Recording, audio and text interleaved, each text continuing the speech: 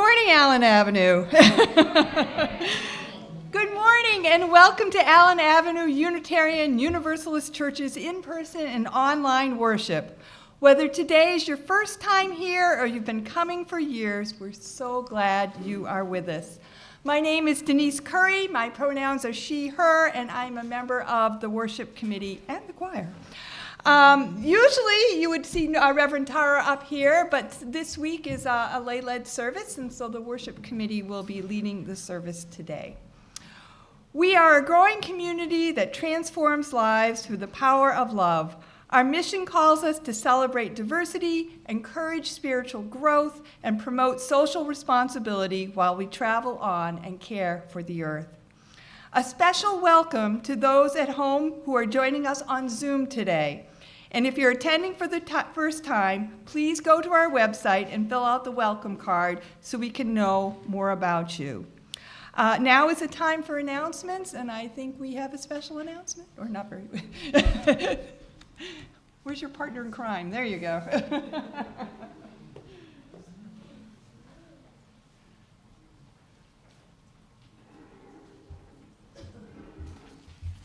Hey everyone. Ho, ho, ho. 1 week. 6 days. Yeah, 6 days.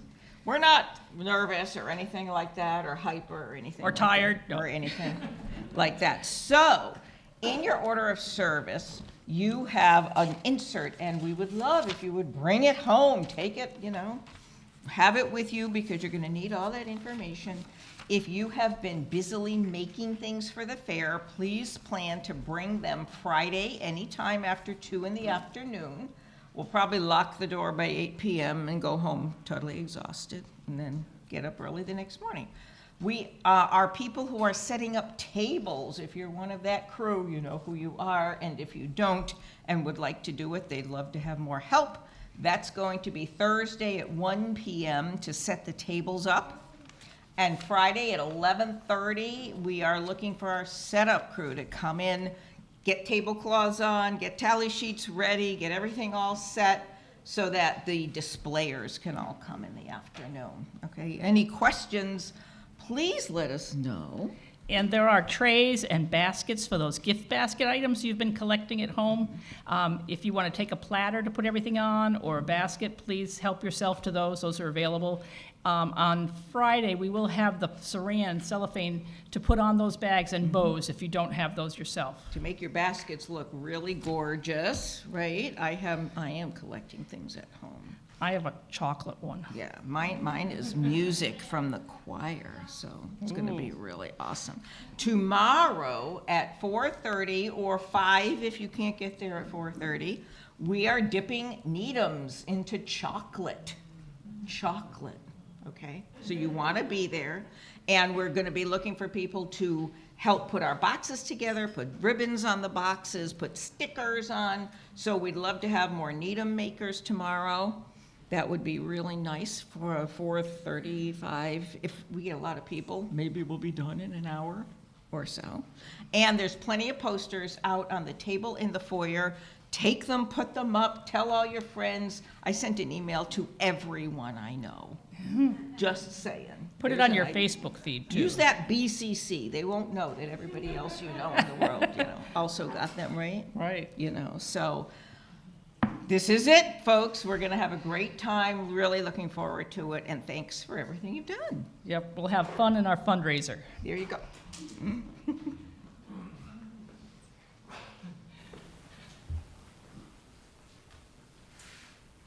Now we invite you all to take this opportunity to silence your cell phones so that we can be fully present to one another. After the service, please grab a cup of coffee in the kitchen window and stay for conversation in the foyer, or out in the lawn if you're brave. We need to probably revise that for the winter. We encourage you to find someone you've never met before and introduce yourself. Those on Zoom may stay on and connect with one another. And now let us center our hearts and minds with the ringing of the chimes.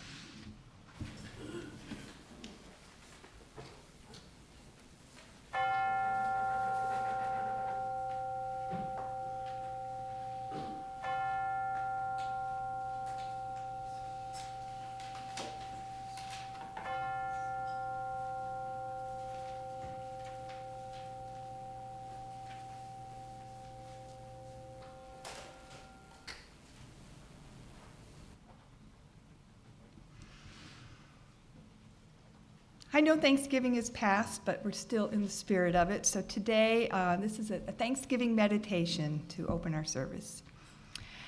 Every day, we experience hunger and yearning for food, for approval, for respect, for love, for meaningful work, for any and enough work, for home, for family, for friends, for health, for healing, for hope, for the departed, for the newly arrived, for the green trees, for the cool, clean waters, for shade and the heat of the day, and for stars to light the velvet night. Every day, we are invited anew to be thankful for food, for approval, for respect, for love, for meaningful work, for any and enough work, for home, for family, for friends, for health, for healing, for hope, for the departed, for the newly arrived, for the green trees, for the cool, clean waters, for the shade in the heat of the day, and for stars that light the velvet night. Our hearts beating in liberating flight, we soar in gratitude for all the gifts we have in this day, in this lifetime of being, and turn again to share this bounty with all that is. Amen, and blessed be.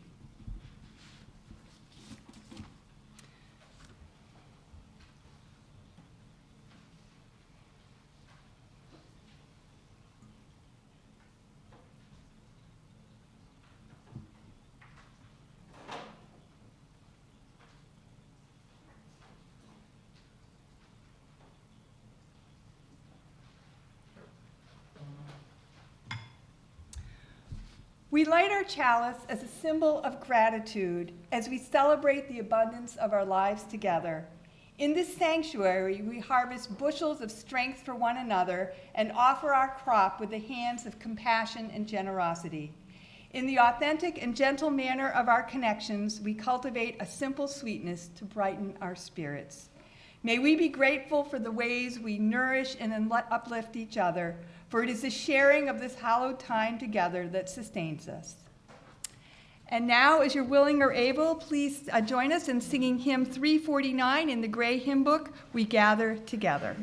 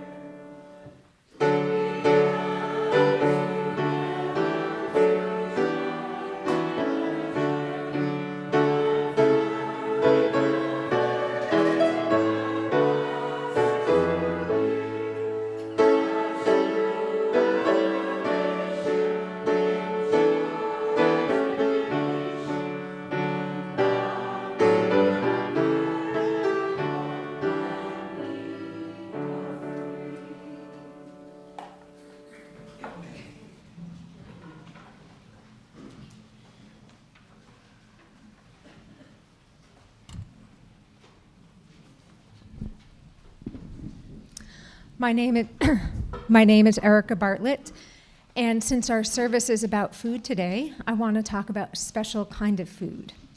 So I have a question. Do any of you like cookies? Adults can raise their hands too, yeah? How about homemade cookies? Yeah. So any of you kids, have you ever helped to make cookies at home? Yeah? What kind of cookies did you help make? A bunch.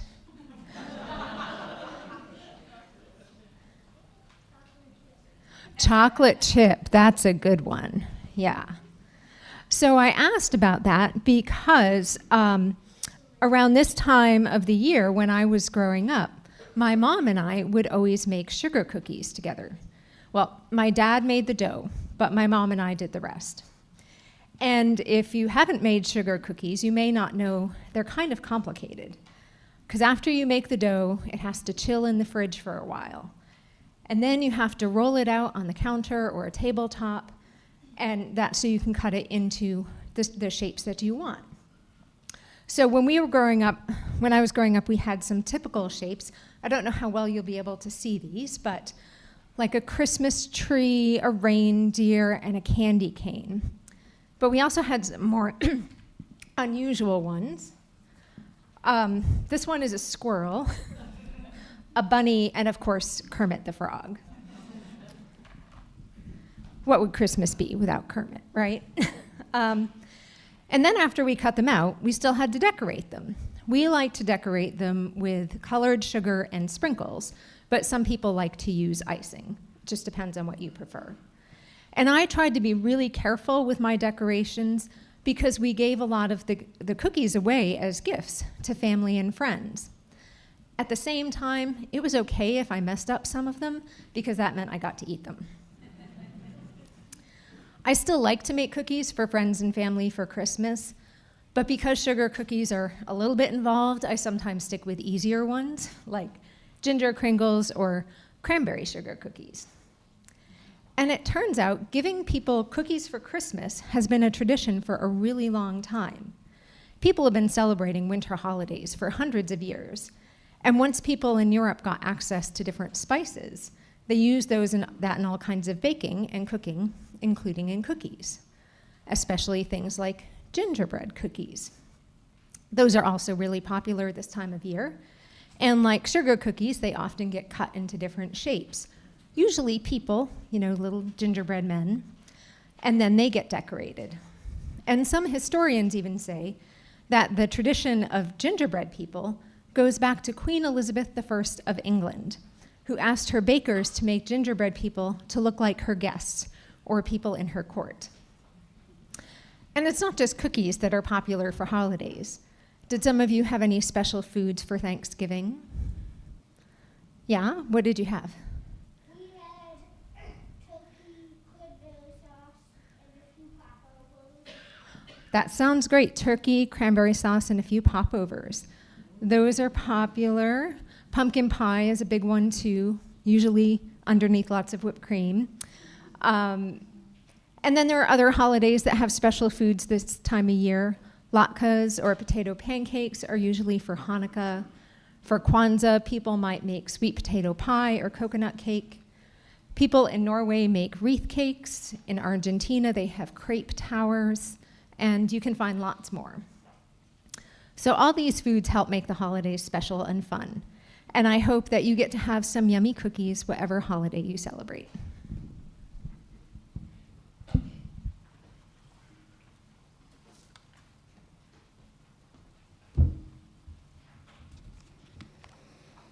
In a few moments, some of us will leave the sanctuary to enjoy religious education programming. We're actually creating chalices today with chalice maker extraordinaire Dave Jor, so this is exciting.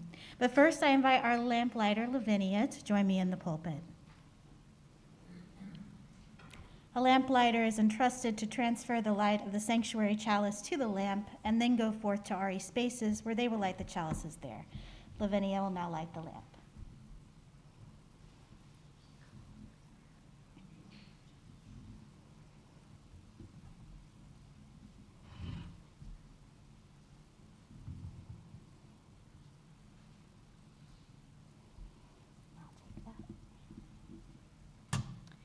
I invite those going to RE to follow Lavinia, the lamplighter, as we carry the flame, expanding our sacred space.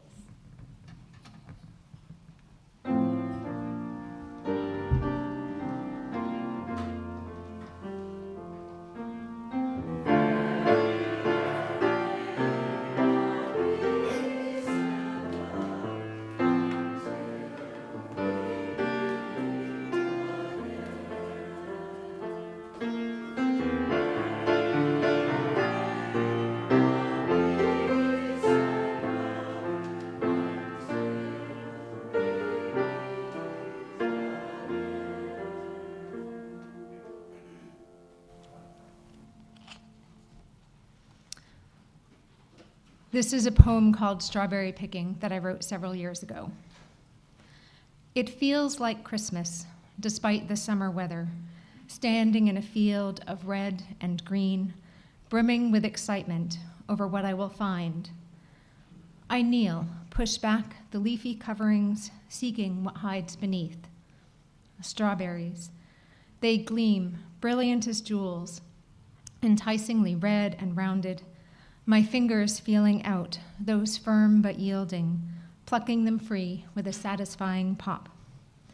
I don't begrudge the smallness of the berries or the need to take longer to get my fill. The time, rather than lost, feels like a gift. With no need to rush through, I move slowly, meditating on the intoxicating scent, warming sun, children's excited voices, softness of mulched ground. I gaze at each berry, knowing I hold the fruit of millennia's work and the dream of life continuing. I breathe deeply, imbibing the sweetness, choosing to carry its flavor in my heart and into the day.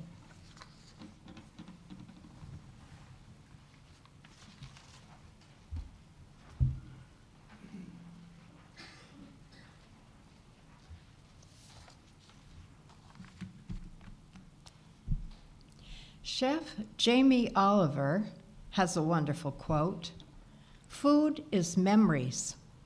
Food is moments. Food is life."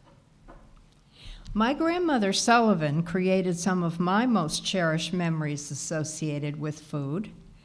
During strawberry season, she would announce that we would be having shortcake for dinner, and only strawberry shortcake. Together, we rolled out biscuit dough with flour flying and nutmeg seasoning the air. While I used the circular biscuit cutter, grandmother sliced the berries, adding just the right amount of sugar to produce a sweet, juicy fruit and sauce. A few whole berries popped into our mouths as we worked. While biscuits baked to a light golden color, we whipped heavy cream with a touch of vanilla and sugar. My playful grandmother couldn't resist anointing my nose and chin with whipped cream. When all was ready, our eyes meeting with love over the bowls, we feasted on as much strawberry shortcake as our stomachs could hold. Grandmother took me on food adventures, introducing me to what was considered exotic choices at that time. We filled the hollows of perfectly ripe avocado halves with tangy French dressing and scooped out the creamy fruit with spoons. We pulled the tender leaves from steamed artichokes, dipped them in melted butter with lemon juice, and stripped the flesh from the leaves with our teeth. Reaching the heart, we cut it into small pieces and added it to our dish of lemony butter, a lip-smacking finish. While she read stories of faraway lands to me, we snacked on dates and candied ginger. Food has the power to evoke memories, to transport us to other places and into our past. Food is moments, the celebratory cakes of weddings and birthdays, tangerines and gingerbread cookies in Christmas stockings, squares of dark gourmet chocolate shared with a friend or lover, the hot buttered popcorn and beverage accompaniment to family movie night. Food is a carrier for togetherness, for a sharing that brings us the pleasure of relational moments. Food is life. When I was a grammar school-aged child, my family experienced a few years of financial difficulty. My mother met the challenge of feeding 3 children with simple yet tasty meals. Menus included sliced hot dogs and tomato sauce on rice, canned salmon and peas in a cream sauce over toast, baked potatoes stuffed with homemade chili and shredded cheese. No one went hungry. Our bodies were nourished with creativity and care. Feeding another is an intimate act, a demonstration of love which satisfies physical and emotional hunger while sustaining life. Food is memories. Food is moments. Food is life. Hi, my name is Susie Hubley, and my pronouns are she and her. And I'm now going to be a little bit of a downer about food. Not really, though. The title of my reflection is It's Complicated. My relationship with food is not simple and straightforward. It has elements of joy and satisfaction counterweighted by guilt, anger, and anxiety. And I'm pretty sure I'm not alone in this. I grew up in a family that loved to eat. My parents both liked to cook. Dad had been in North Africa, Italy, and France during World War II and had discovered a whole new culinary world that went way beyond the plain meals he grew up with. I remember that in 1975, a few days before I was to take off for a trip to Italy, Dad introduced me to artichokes and showed me how to eat them. I seem to remember that we dipped the leaves in melted butter and lemon juice, but he may have made a fancier sauce. It was a feast. My parents both rebelled against their Depression-era upbringing. They were curious about different types of food, and they served those to us. I grew up liking a broad range of food, and I still do. Some of their favorites, though, would make us cringe, and it was almost a joke, but still cringy. For Dad, it was tripe, the lining, the lining of a ruminant animal's stomach. I tried it, and the flavor was just okay, but the texture was obnoxious. For me, that was a step too far into the exotic. My mother's cringe food was sweetbreads, which are the thymus or pancreas, typically of a calf. The whole idea revolts me now, but back in the day, I got over my initial distaste, and I actually liked them. They were often served in cream sauce, which for me makes anything taste good with mushrooms. Food was at the core of family celebrations. My mother baked herself silly at Christmas time, turning out tons of, way too much, cookies, fudge, and other candy. She had a special dessert for each of the winter and spring holidays. For President's Day, I remember a Lincoln log, a rolled up type of cake with whipped cream and intense, divine chocolate frosting. My sister also remembers a chocolate roll-up, but she says it was a Yule log at Christmas. For both Valentine's Day and Easter, there were yellow cakes with fluffy boiled white frosting and coconut. In my memory, the difference between the two was that the Easter cake had jelly beans on top. My sister says that Mom used a whole coconut, including the milk, I don't know how, and would break it open, pound it open in the cellar. In my teens, I became aware of another tradition in my mother's life, her Lenten diet. She wasn't religious, but I guess Lent seemed like a good time for losing weight. She and I both believing society's dogma that thin is better, especially for women. I absorbed that message with my whole being, and thus began my decades of trying to diet, feeling guilty when I couldn't eat the way I thought I was supposed to, losing weight, gaining more back, and ending up many pounds heavier than I was when I started. The joy that I felt in food and eating as a child became tarnished with guilt and shame. I compared myself to the impossibly gorgeous icons of Hollywood and didn't measure up, as no one really would. In recent years, women have had to endure shaming about their health also because of their weight, on top of the guilt about not being beautiful enough. About 30 years ago, I discovered the no diet, so-called intuitive eating movement, and that seemed like the answer. Actually, I think it could be the answer. But as time went on, I found I was veering back and forth between that approach and dieting, which in the long run wasn't very helpful. My whole adult life, I've harbored my love of and interest in food. I was even the editor of the food page at the newspaper where I worked.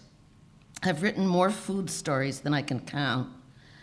But along with the fun of writing about food, I never ever lost track of society's messages that I needed to be thinner, more disciplined, and ultimately a completely different person from who I am. I've known for quite a while that our society has a messed up relationship with food, and that I'll be happier and probably healthier, at least mentally, not buying into it. The problem is how to get beyond all those years of conditioning and regain my unalloyed joy and curiosity about food and eating. It takes some thinking, and will take some thinking, that's outside of the box. But at least now I know for sure where I want to go.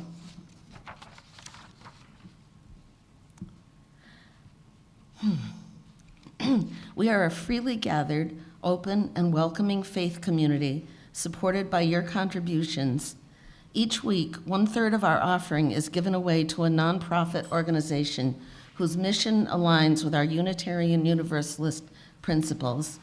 This month's Share the Plate recipient is My Place Teen Center, a free, year-round after-school program in Westbrook, offering comfort, meals, resources, and hope for kids aged 10 to 18. You can find more information in your order of service. Donations can be made now as the basket is passed through the donate button on our website, or if you're a member, on Breeze. If giving through Breeze, please note if the donation is your pledge or a gift to our Share the Plate. If you're visiting for the first time this morning, please know that your presence is your gift to us. At this time, our offering will be collected and gratefully received.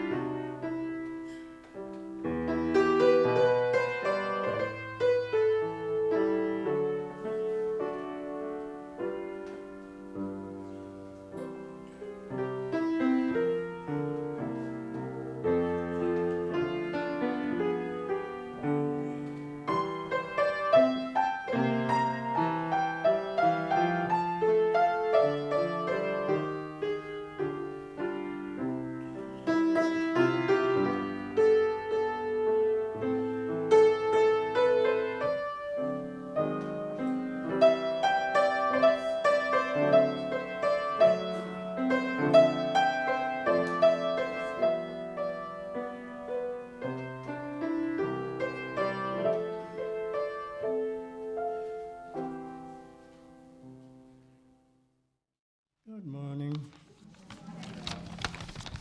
I'm Rick Kimball, and I have some questions to chew on for you. Questions related to food. In fact, I have 11 such questions. And I'll begin with this one. Did you know that if you Googled question mark soup, you will find a bunch of images?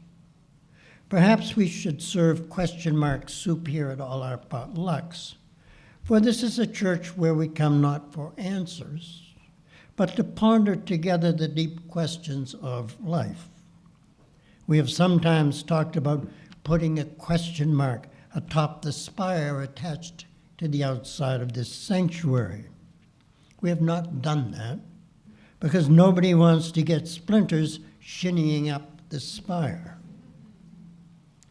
But even if we haven't raised the question mark, we have raised a lot of questions. So onto my list of 10 more pertaining to food. You can consider them as possible ingredients of question mark soup. First, have you ever wondered why, when we go to a baked bean supper, we eat baked beans, but when we go to a family dinner, we do not eat the family? Speaking of beans, have you ever wondered why some people say cool beans to appreciate a moment when warm beans taste better? Just think, some people celebrate by yelling hot dog, but who would yell cool dog? Third, have you ever wondered why fowl does not taste foul, except when it does? Fourth, have you ever wondered why table crumbs are bad, but the crumpets they come from are a treat?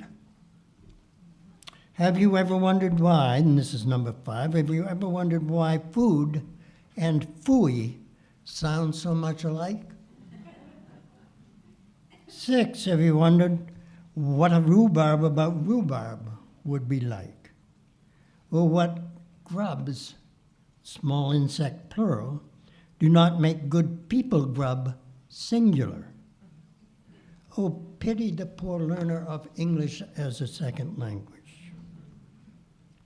7th, have you ever wondered why anybody would eat a cereal that Kellogg calls slime and that turns green when you put milk on it? An online reviewer attests that it tastes good and that it had changed her life. She did not say how. And she looked just a little green in her photo. 8th, have you ever wondered why some folks make s'mores by burning them up and making them less? Ah, the mystery. 9th, have you ever wondered why dictionaries list both applesauce and baloney as synonyms for nonsense? Saying that somebody's full of beans speaks of nonsense too. And finally, 10th, have you ever wondered, as Thanksgiving passes and Christmas approaches, what the greatest gift of all is, be it a form of food or something else? Now we're getting to the meat of this reflection, the entree, the main course, without which this essay would get poor reviews from Bon Appetit magazine. What is the greatest gift of all, be it food or something else? Some say it's life, and they sing of it in a famous hymn. Some say it's the love which draws people together.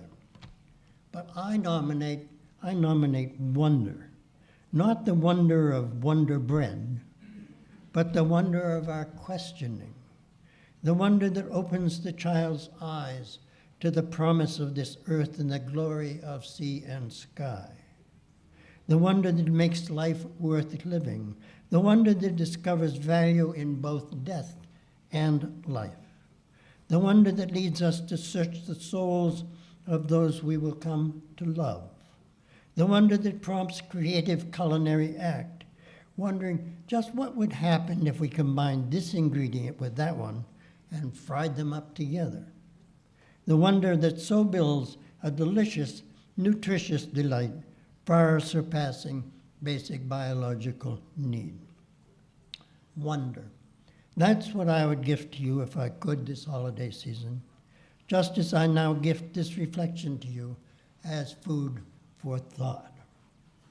And hey, just so you'll know, I was going to give you about 50 more questions, but I was afraid that I would drive you bananas. Speaking of which,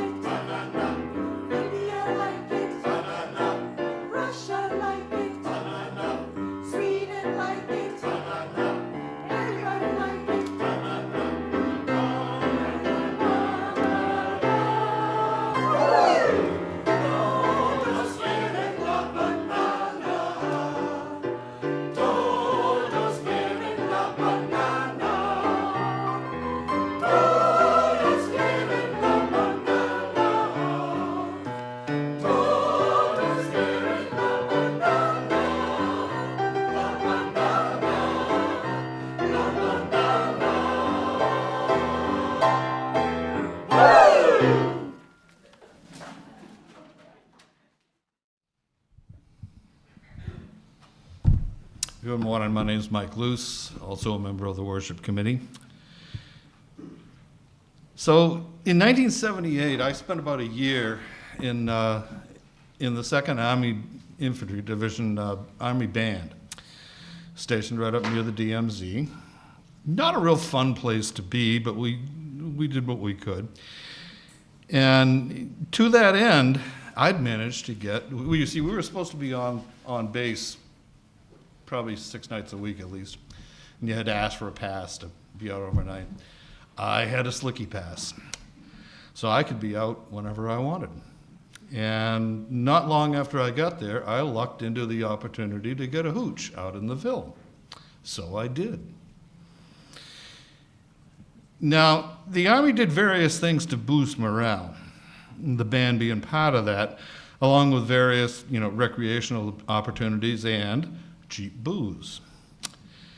I could get 4 bottles of Chivas Regal each month for not much, besides being able to get cheap drinks at the NCO club. It's kind of scary when you think about it. Anyway, I had little use for it, not being a big drinker.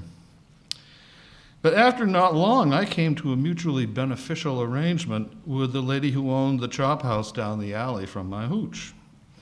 So after that, each month she got 4 bottles of Chivas Regal, and I got fed. Along with the food, I developed a sort of friendship with Mrs. Lee in our casual interactions. She enjoyed feeding me, I think, and I enjoyed being able to pop in and get whatever she was making that day.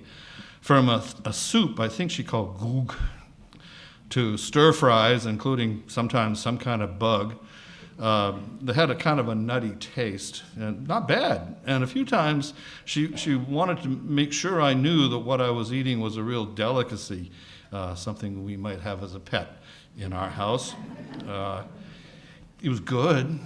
I did recently hear that I think they're trying to finally make that illegal in South Korea to eat dog, which they call ke. Now, the cheap booze was the Army's idea of boosting morale, happier soldiers. You know, what could possibly go wrong with that prescription? Kind of analogous to the engineered food-like substances full of calories and little else. What I turned those bottles into was real, healthy, tasty food, a relationship of sorts, and getting some understanding of the culture I was living in, the real culture. So we got to this place where eating well just isn't on the table for a whole lot of people in an allegedly wealthy society. We're now learning just how many mystery ingredients there are in everyday food, stuff that may or may not be actually okay to eat. Nobody knows. Literally, for a lot of this stuff, nobody knows. A lot of these additives are called preservatives. Ironic. Now, there's some truly elegant gaslighting, at least in this context. At least with the booze, you know what you're getting. I didn't eat a whole lot of meat in South Korea and really didn't notice the fact it was just good. I just ate food, fresh and good, changing with the season. Probably haven't eaten as healthily since, to be honest. Big Ag hasn't helped. However, the good stuff is there. It just requires being mindful about your choices and having a little money.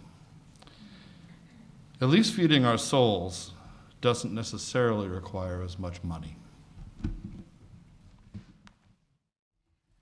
Hello, I'm Anna Noyes-Benoit. I'm a member of the Worship Committee. The title of this short reflection is called My Mother's Pies, but it also could be called the same thing that Susie said, it's complicated. My mother and grandmother did not get along. Grammy disapproved of many of the things that my mother did, that she drank heavily, that she married and remarried 6 times in total, and my mom resented her younger brother, who in her mind was favored and spoiled, but she seemed to have happier memories of her father. One of my favorite stories that my mom told me was that she had a pair of red high-heel shoes hidden in a bag in their backyard. After she left home, dressed up with flat shoes and buttoned up, she would daringly unbutton the top of her blouse and change into these red high-heel shoes. I guess you could say my relationship with my mother was equally fraught. When I had a chance to spend time with my grandmother, we bonded like folks who have a common enemy. I don't really remember my grandmother's cooking, but my mom was very gifted and could cook anything. One Thanksgiving, we were all together in Pennsylvania, my mom's hometown, and my mother related with a sense of wonder that my grandmother, usually subdued, insisted that my mom make dessert. "Let B make the pies," she had assertedly told my aunt who was hosting the meal. This was high praise indeed from my grandmother, and I got a sense there was very little of that in Mom's growing up years. So my mom made pumpkin pies and apple pies. The pumpkin pie had real whipped cream, and the apple pie had vanilla ice cream and a slice of cheese. But I think it was the crust that was truly outstanding. Light, flaky, rich. Unfortunately, I never got a chance to learn her method, although I was given the extra dough to make tarts with. I've never tasted pies as good as those that my mother made. although a chocolate cream pie a guest once brought to my Thanksgiving dinner was close. I've tried to make pumpkin pie myself, both from scratch or from the canned pumpkin that she used, but I've never been able to make anything like it. It seems such a healing memory that my grandmother was able to praise my mom's cooking and that my mom recognized that there was love in this compliment. Please stand as you are willing and able to join in our final hymn, number 69, in your hymn, the gray hymnals, or up on the screen.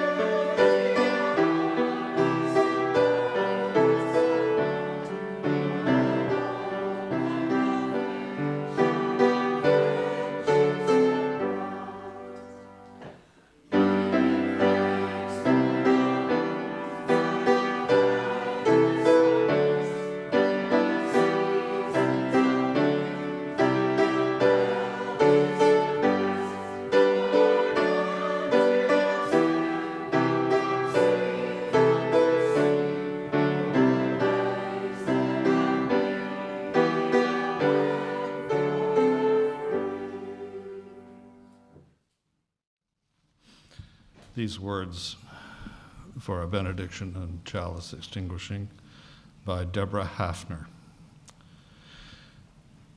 May we whisper thank you for all that is good in our lives. May we shout thank you for the abundance of blessings. May we feel thank you, thank you, thank you deep within our hearts and around us right now. May we be thankful down to our bones for this time together. May we take the time to feed each other, take care of each other, appreciate and trust each other, and say thank you. It is the only prayer we'll ever need.